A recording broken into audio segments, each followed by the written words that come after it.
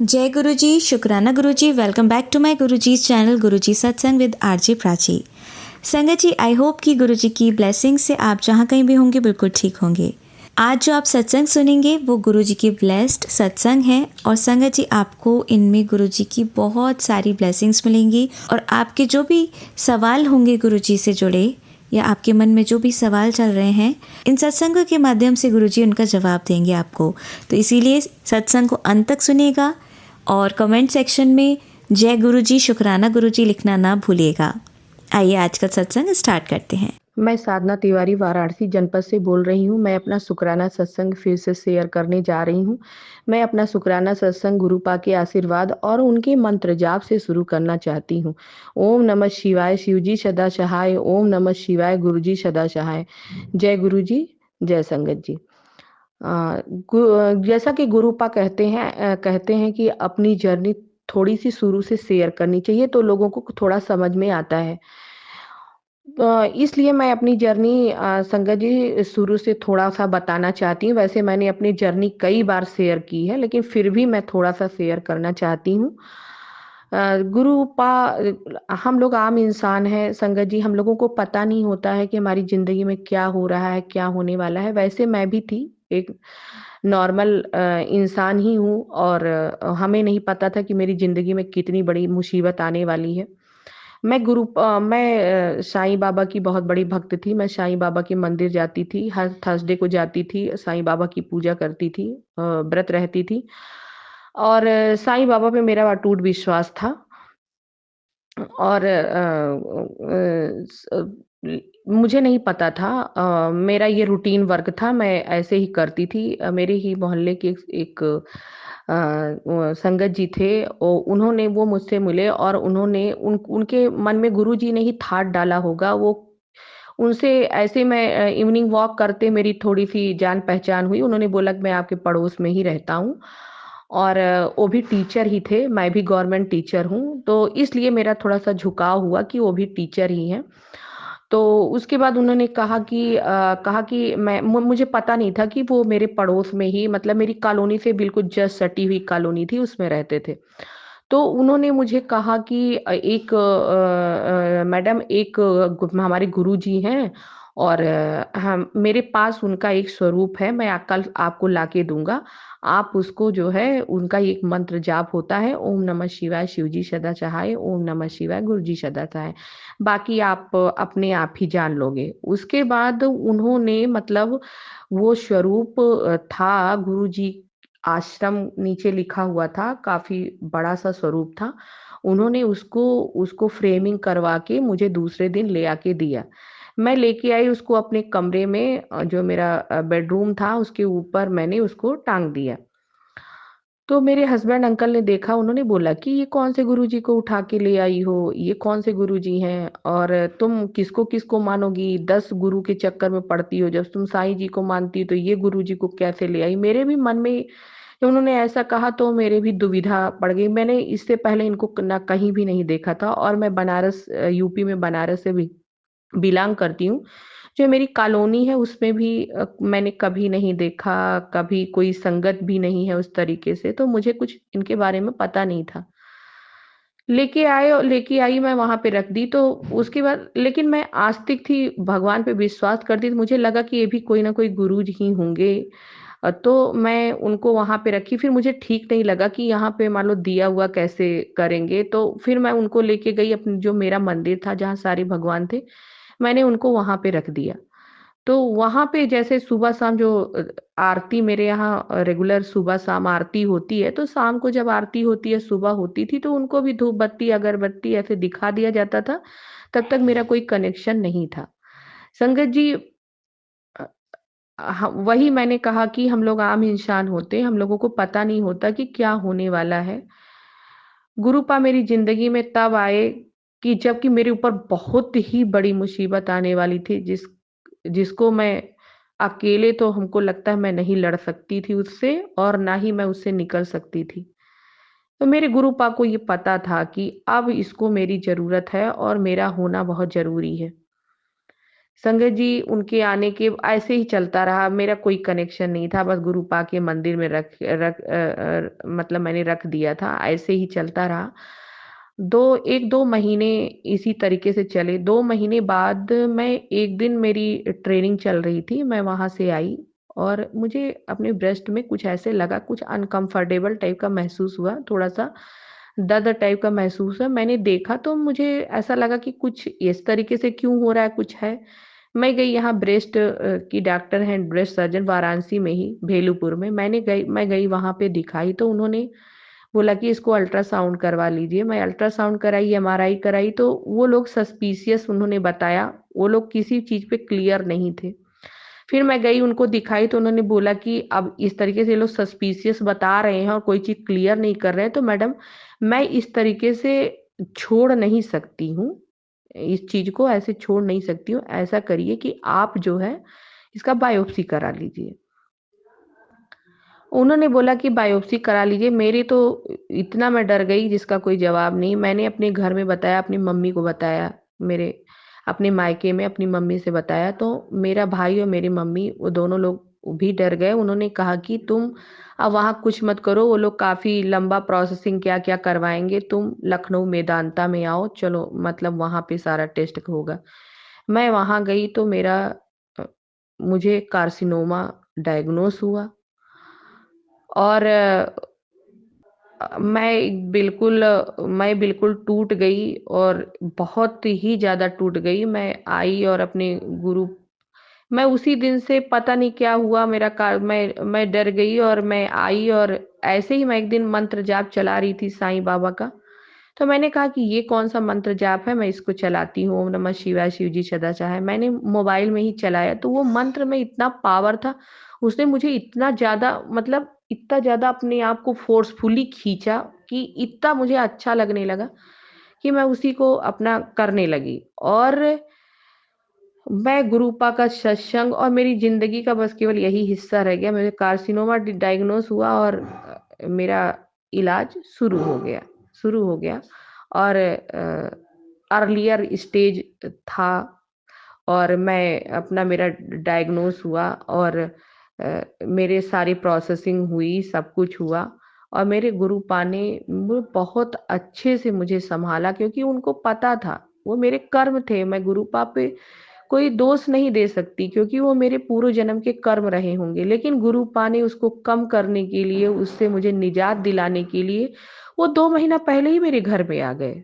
वो भी ऐसे, जो संगत जी जो मुझे मेरी कॉलोनी के ही थे, बगल की कॉलोनी के थे, मैं उनको नहीं जानती थी, उनसे मेरी जान-पहचान हुई। उन्होंने बोला कि मैडम मेरे पास 2 समरूप थे, एक मैंने अपने घर में उसको फ्रेमिंग करवा के रखा हुआ है और एक समरूप था जिसको कि बहुत मेरा मन किया कि मैं अपने ब्रदर इन लॉ को दे दूँ या और लोगों को दे दूँ, लेकिन पता नहीं क्यों लगता है ये आपके पास ही जाना था। मेरे दिमाग में गुरुजी ने ऐसा ठाट डाला कि ये उसको दे दो। तो गुरु पा को पता होता है कि मेरे पास कब मुसीबत आने वाली है और मुझे कब कब अब अपने भक्त को ये इसको सँभालना है। तो ये हमारा गुरुपा का हम लोग जानते हैं ना कि मेरा अब कनेक्शन हुआ, लेकिन नहीं, हमारा कनेक्शन जन्मों-जन्मों का होता है और गुरुपा हमारे जानते हैं कि हमको कब किसके पास जाना है, कब उसको हिम्मत देनी है और कब उसको निकालना है उस परिस्थिति से। मेरी जर्नी हुई, मेरा कीमो हुआ जो कि बहुत पेनफुल होता है संगत जी, मैं आज बताना चाह रही हूँ।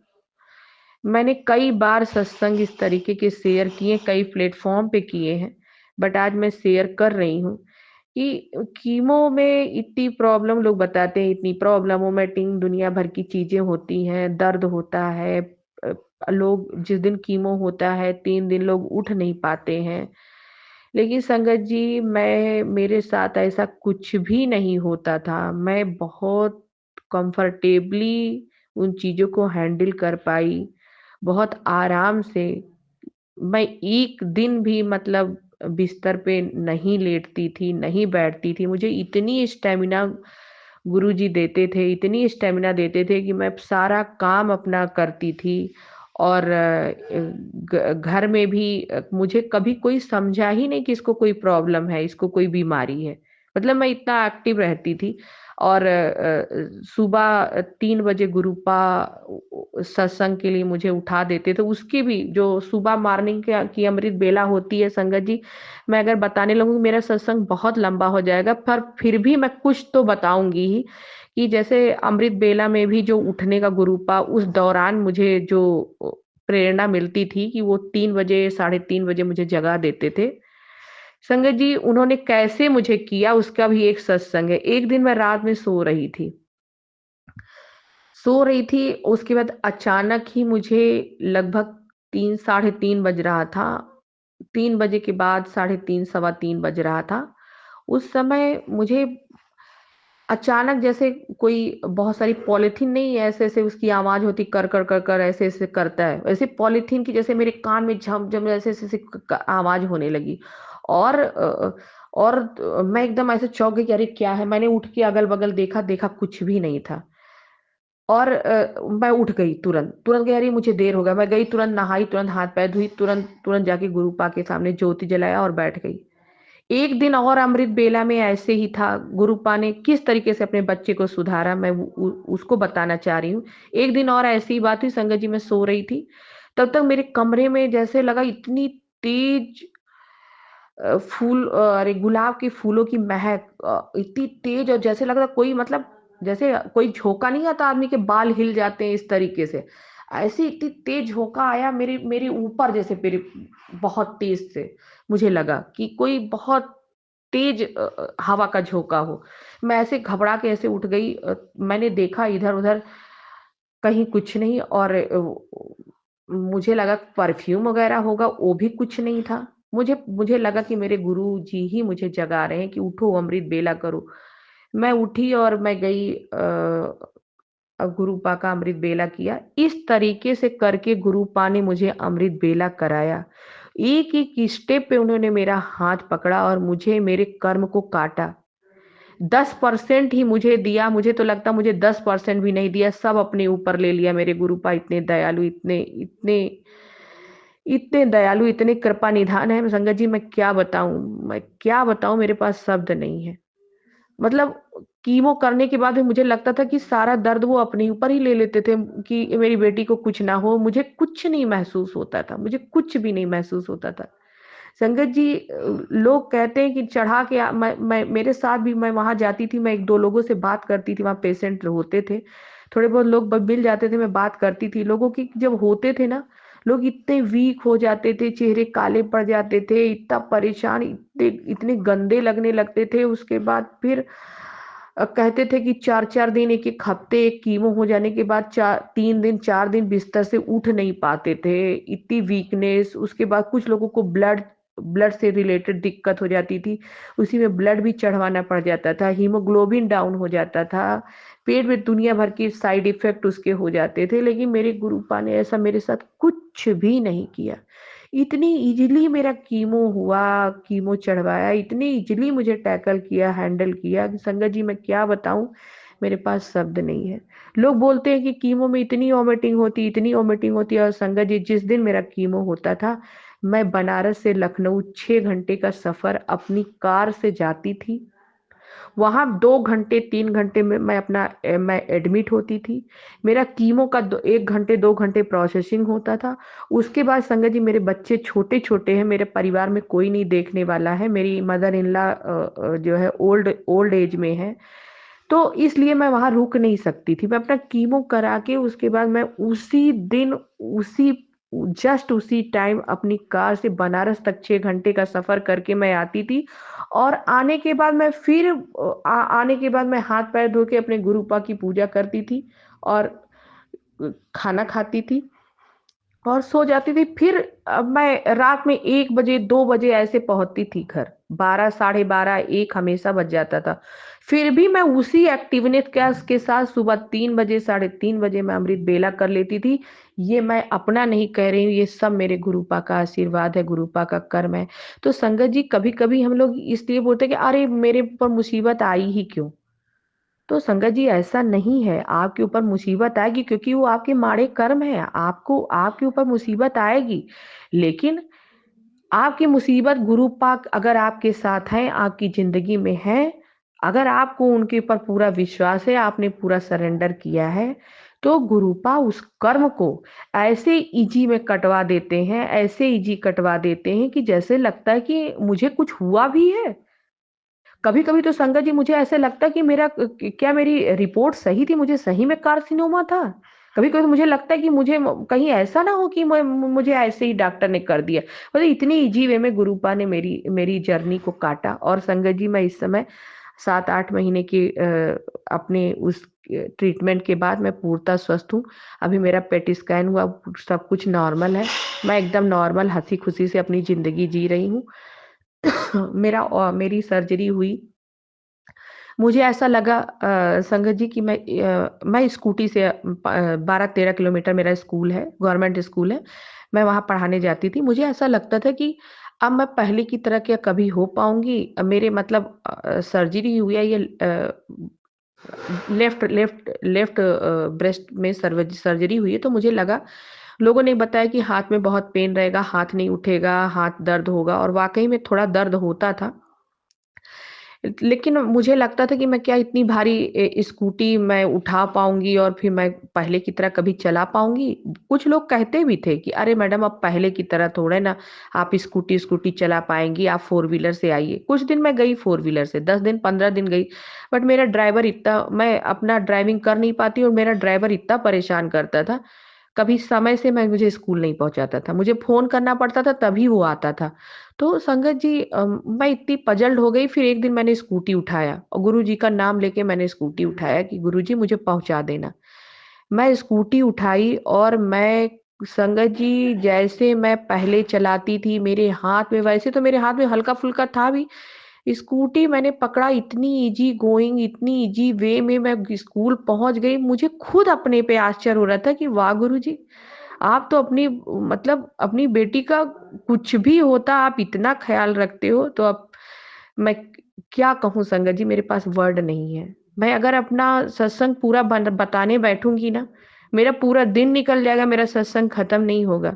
मैं अपनी जर्नी फिर से शेयर करूँगी और मैं सभी लोगों से कहना चाहती हूँ कि गुरुपा पे विश्वास बनाए रखिए, गुरुपा को पूरा सरेंडर करिए। मेरे गुरुपा इतने कृपालु, इतने कृपा निधान हैं कि वो ज़रूर आते हैं, वो ज़रूर अपनी संगत का हाथ पकड़ के उस मझधार से बाहर निकालते हैं। इतना मुझे पूर्ण पूर्ण विश्वास है। लेकिन ये है कि अपना विश्वास डगमगाते मत दीजिए। अगर आपका विश्वास डगमगा भी रहा है ना, तो भी आप गुरुपा के पास बैठिए और उनसे कहिए कि गुरुपा प्लीज़ हमको अपने चरणों से लगाए रहिए। हम मेरा विश्वास आपसे कभी कम ना हो, बस यही माँगिए। उसके बाद गुरुपा से कुछ भी माँगने की ज़रूरत नहीं है। गुरुपा खुद ही सब कुछ दोनों हाथों से लुटाते हैं अपनी संगत के लिए। वो बस केवल प्यार चाहते हैं, आप अपने गुरुपा सरेंडर चाहते हैं, विश्वास चाहते हैं। इसके अलावा मेरे गुरुपा कुछ भी नहीं चाहते हैं और अपनी स मैं बहुत कुछ बोलना चाहती हूँ लेकिन मेरे मैं कितना बोलूँगी, मेरा सत्संग बहुत ज़्यादा लंबा हो जा रहा है। इसलिए गुरुपा के चरणों में मैं अरदास करती हूँ कि गुरुपा मुझे अपनी सेवा सिमरन में ऐसे ही लगाए रखिए और फिर से मुझे ऐसे ही अपने सत्संग शेयर करने का मौका दीजिए। मैं अपनी कृपा ऐसे ही बनाए रखिए और ऐसे ही सारी संगत पे अपनी कृपा बनाए रखिए। मैं इसी के साथ अपनी वाणी को विराम देना चाहती हूँ और जल्द ही दूसरे सत्संग की तैयारी करती हूँ। ओम नमः शिवाय, शिव जी सदा सहाय। ओम नमः शिवाय, गुरु जी सदा सहाय। जय गुरु जी, संगत जी। थैंक संगत जी आइए सुनते हैं हमारी लास्ट आंटी का सत्संग। ओम नमः शिवाय, शिव जी सदा सहाय। ओम नमः शिवाय, गुरु जी सदा सहाय। जय गुरु जी, जय सके जी, जय प्राची जी आंटी। सबको दिवाली की हार्दिक शुभकामनाएं। आज 21 तारीख है और कल 20 थी और कल दीपावली का दिन था। सबके घर में त्योहार सबने अपने घरों में बहुत अच्छे से त्योहार मनाया होगा। मैं सबको विश करती हूँ और मैं बस कल का ही शुक्राना सत्संग शेयर करना चाहती हूँ 20 तारीख का, कि किस तरह से गुरुजी ने मुझसे दिवाली की पूजा करवाई और कैसे ब्लेस किया। तो सबसे पहले हम मंत्र जाप करेंगे। ओम नमः शिवाय। शिव जी सदा सहाय। ओम नमः शिवाय। गुरु जी सदा सहाय। जय संगत जी, जय गुरु जी। संगत जी, मैं हमेशा मतलब शादी को मेरे 26 साल हो गए, लेकिन मैंने कभी देखी नहीं थी पूजा होते हुए। मम्मी पापा की देखती थी तो बहुत सिंपल सी होती थी, तो वो उस टाइम ध्यान भी नहीं देते थे। तो मुझे कभी समझ में नहीं आया था कि दिवाली के दिन पूजा कैसे करते हैं, क्योंकि मैं अपनी mother in law father in law के साथ भी कभी रही नहीं, तो ना उनको करते हुए देखा मैंने। तो पर गुरु इस बार जो गुरुजी ने जो दिवाली की माँ लक्ष्मी माता की पूजा कराई, उसके लिए कोटि कोटि शुक्राना गुरुजी। संगत जी, गुरुजी मतलब मुझे टेलीपैथी के थ्रू कह रहे थे कि वीडियो देख। मैंने जब वीडियो देखी तो उसमें मुझे पता चला कि कैसे पूजा की जाती है।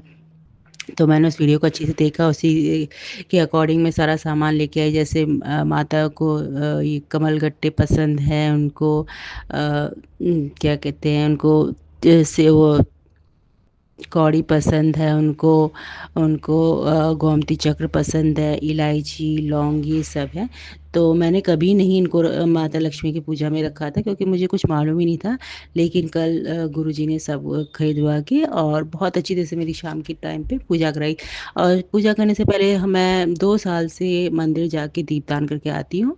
तो संगत जी, मेरे हस्बैंड जो है मानते नहीं हैं, तो वो जाते, वो दिवाली वाले दिन जाते तो है, पर मतलब ऐसे पकड़ के रखते हैं सामान को ना, और मैं जलाती हूँ। लेकिन कल तो संगत जी मैंने सामान पकड़ा हुआ था, और वो जोत जला रहे थे, और मैं उनको फूल दे रही थी और उनको पताशे दे रही थी और चढ़ा रहे थे। जय गुरु जी, शुक्राना गुरु जी। उन्होंने बिल्कुल शांत मन से सभी देवी देवताओं को किया। हम काफ़ी देर मंदिर में भी रहे। फिर उसके बाद मतलब इसका गुरु जी को ही शुक्राना करूँगी, मतलब उन्होंने अच्छी तरह से करवा दिया शांति से। उन्होंने खुद दिए जलाए सारे मतलब देवी देवताओं के आगे। तो शुक्राना गुरु जी। फिर हम घर पे आए, फिर हमने बहुत अच्छी तरह से अपनी पूजा पाठ की। मैंने बहुत अच्छी तरह से गुरु जी के लिए 5 तरह की वो रखे, कहते हैं ना हर चीज़ 5-5 होनी चाहिए, तो मैंने सारी 5-5 रखी। मुझे मालूम नहीं था कि कैसे पूजा होती है, तो गुरु जी ने बहुत ही अच्छी तरीके से करके, मैंने कभी विष्णु जी को स्थापित नहीं किया था। कहते थे ना सुपारी के रूप में विष्णु जी को रखना चाहिए, तो मैंने कल पहली बार रखा था, उसका भी शुक्राना। सब कुछ मतलब ऐसे लग रहा था कि पहली बार मैंने असली पूजा तो दिवाली की मैंने पहली बार किया, तो उसका भी गुरु जी का शुक्राना। और मैंने कल गुरु जी के लिए मतलब माता लक्ष्मी के लिए खीर भी बनाई थी, और मैंने गुरु जी के लिए उनका फेवरेट कड़ा प्रसाद भी बनाया था, उनका भोग लगाया था। माता लक्ष्मी को मोतीचूर के लड्डू के भी भोग लगाए थे। तो संगत जी, मैं यही कहूँगी बहुत ही अच्छी तरह से पूजा कराई। फिर हम लोगों ने दिए जलाए, दिए जला के फिर हम अपनी मतलब मम्मी के पास मदर इन लॉ के वहाँ डिनर करने गए, क्योंकि वो अकेले रहते, तो हम वहाँ डिनर करके आए। बहुत अच्छी तरह से हुआ। तो संगत जी, मैंने अखंड जोत जलाई थी, और मैंने 2 दिए जलाए थे, एक सरसों का और एक देसी घी का। तो संगत जी, मन में यही था कि मतलब बस जोत जल जाए, होता है ना कि आप जोत जलाते हो पूरी अच्छी तरह से जोत जल जाए, लास्ट तक जल जाए। तो बस वही था कि पता नहीं जलेगी कि नहीं जलेगी, पर मैंने छोड़ दिया था कि मैंने कहा देवी माँ गुरु जी संभालेंगे। फिर संगत जी 1 बजे रात को उठ के मैंने कहा चलो देखती हूँ, नींद खुल गई थी मेरी, तो देखा तो जोत जल रही थी, तो उसका भी शुक्राना गुरु जी। फिर सुबह उठी तो सुबह भी जोत जल रही थी, तो मुझे बहुत ही खुशी। पर ना जोत बहुत नीचे जा रही थी, ऐसा लग रहा था कि वो बुझ जाएगी। तो संगत जी, गलती मुझसे ये हो गई कि मैं लौ को ऊपर करने के चक्कर में मेरी जो सरसों में तेल में जो थी वो एकदम बुझ गई। मैंने फटाक से उसे जला दी, बुझ गई थी, मैंने फटाक से जला दी उसको। लेकिन मन में फिर एक वहम सा बढ़ गया, हाँ मैंने खुद ही मतलब जोत बुझा दी। जोत नहीं जलनी थी, जलने देते, क्योंकि आधा तेल बचा हुआ था उसमें संगत जी। तो मेरे को बड़ा ही वो गिल्टी सा लग रहा था, हो रहा था। फिर मैंने कहा चलो कोई नहीं। फिर मैं जैसे कि गुरुजी कहते हैं ना कि मंगलवार के दिन मंदिर में जाके 7 बार हनुमान चालीसा का पाठ करना चाहिए। तो मैंने पहले घर पे पूजा की, और फिर मैं मंदिर में गई वहाँ। और मन में बस यही था कि गुरुजी पता नहीं ये गलती होगी, ये माफ़ करेंगी लक्ष्मी माता की नहीं करेंगी। तो संगत जी, जैसे ही मैं मतलब कि गई मंदिर में, तो मुझे ना रेड कलर की साड़ी में एक लेडी बहुत ही अच्छी, मतलब ऐसे लग रही जैसे लक्ष्मी माता का रूप है। उनके पैर में मेहंदी लगी हुई थी। हमारे तो देखो मतलब कि मेहंदी वो करवा चौथ की मेहंदी बहुत फीकी हो जाती है, उनकी तो ऐसे लगी थी जैसे अभी लगी है, मेहंदी लगी हुई थी, पायल पाजी पहन रखे थे, बिल्कुल ऐसा लग रहा था जैसे लक्ष्मी माँ का रूप बिल्कुल रेड साड़ी में थी। और मैं बस उनको देख ही रही थी, मुझे लगता है लक्ष्मी माता ने आशीर्वाद दिया कि सब ठीक है, कुछ नहीं हुआ। तो उसका भी गुरुजी का माता लक्ष्मी का शुक्राना। फिर भी मन में फिर मैं घर आई और संगत जी मन में तो मतलब ये था कि एक तो ऐसा लग रहा था कि हाँ माता लक्ष्मी है वो, तो मैं मन को थोड़ी तसल्ली हुई।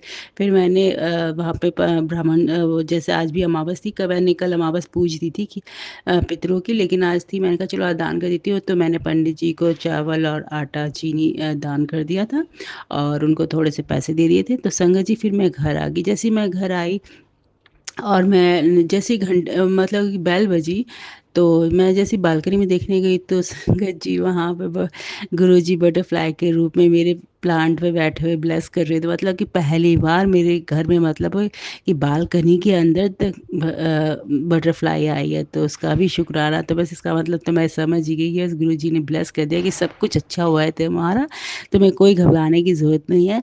और उसका भी गुरुजी का शुक्राना बस। और संगत जी मैंने अभी माता लक्ष्मी माता की चौकी नहीं उठाई है, मैं कल उठाऊंगी, क्योंकि मेरी जो अखंड ज्योत थी वो मतलब कि ये लगाओ शाम के 4 बजे तक जली है वो दोनों, और दोनों लास्ट तक जली है, बिल्कुल भी उनमें तेल नहीं है। तो उसका भी शुक्राना गुरुजी का, मेरी प्यारी गणपति और माता लक्ष्मी का, कि जिन्होंने मेरी पूजा को स्वीकार किया।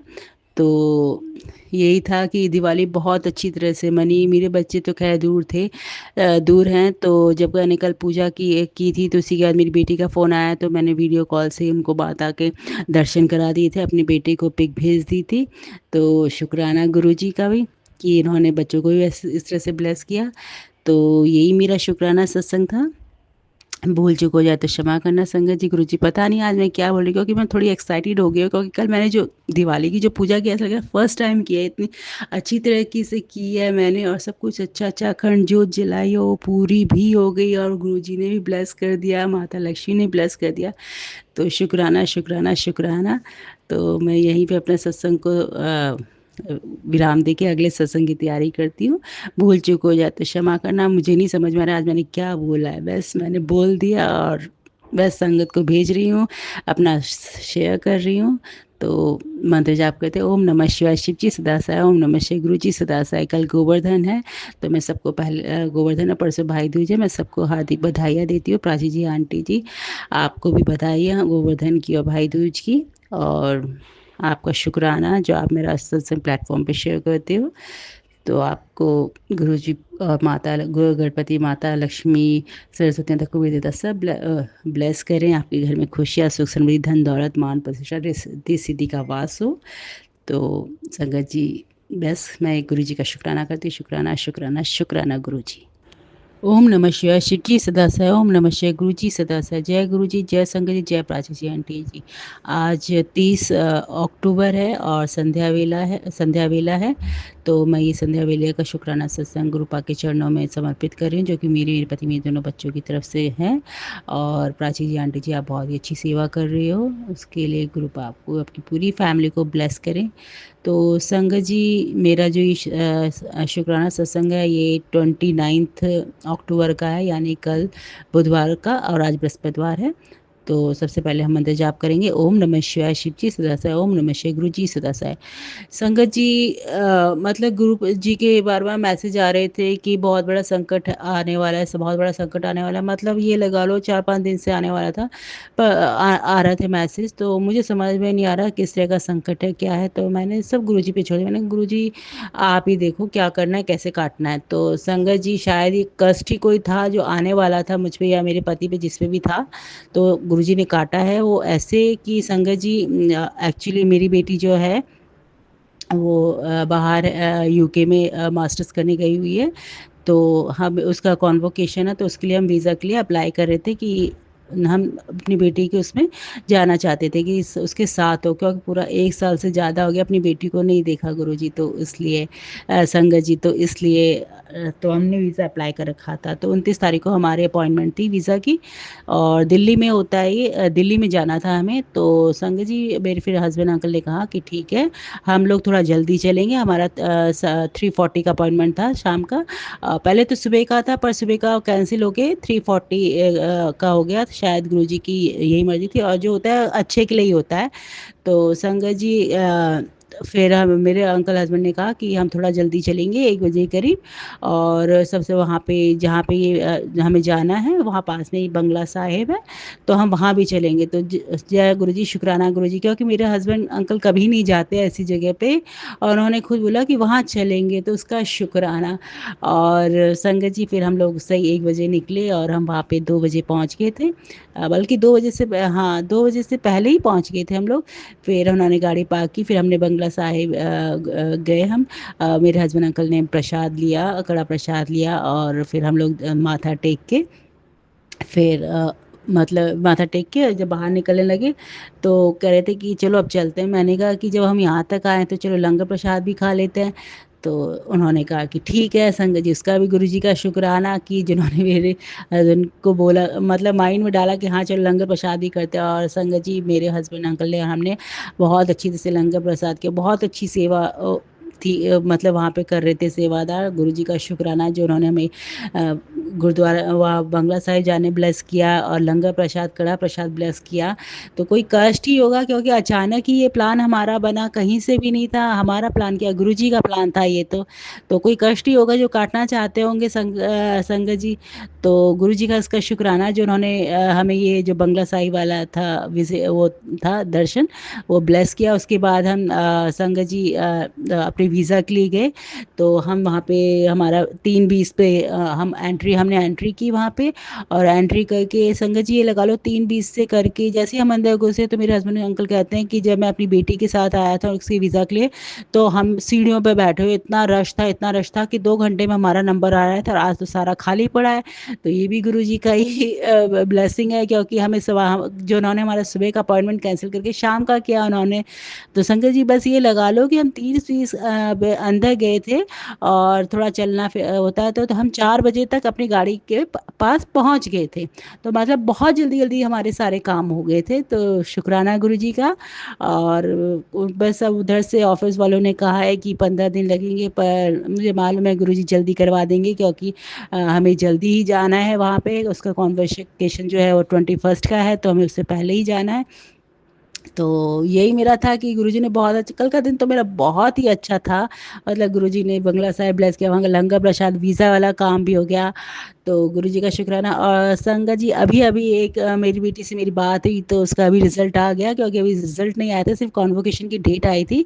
तो उसका रिज़ल्ट भी आ गया। कहती है मम्मा मैं पास हो गई हूँ, बाकी डिग्री में पता चलेगा कि कैसे क्या है, पर मैं पास हो गई हूँ। तो ये भी गुरुजी की मर्ज़ी थी। जय गुरुजी, शुक्राना गुरुजी, आपने मेरी बेटी को पास किया जो बाहर अपनी मेहनत से कर रही है। तो उसका भी शुक्राना गुरुजी। तो यही मेरा शुक्राना सत्संग था। और शायद कोई संकट ही कष्ट होगा जो हम पे आने वाला होगा, जो गुरुजी ने काटा होगा, तो उसका भी शुक्राना गुरुजी। बस हम पे ऐसी दया कृपा बनाए रखे, सभी पे अपनी कृपा बनाए रखे, सबके दुख तकलीफ़ों को दूर करे। और कृपा सबसे पहले बात, अब अपना ख्याल रखें, क्योंकि आप हमारे 90% कष्ट ले लेते हो, आपको कितनी तकलीफ़ होती होगी, जो हम 10% भी लेने से रो पड़ते हैं। तो उसका भी शुक्राना गुरुजी। बस यही मेरा छोटा सा शुक्राना सत्संग था कि किस तरह उन्होंने मुझे बंगला साहिब ब्लेस किया, और कैसे मेरी बेटी को पास करवाया, उसका शुक्राना। तो मैं यहीं पे विराम करती हूँ, अगले सत्संग की तैयारी करती हूँ। ओम नमः शिवाय, शिव जी सदा सहाय। ओम नमः शिवाय, गुरु जी सदा सहाय। जय गुरु जी, जय संगत जी। और कुछ भूल चूक हो रही है तो क्षमा कर देना। और शुक्राना शुक्राना शुक्राना गुरु जी।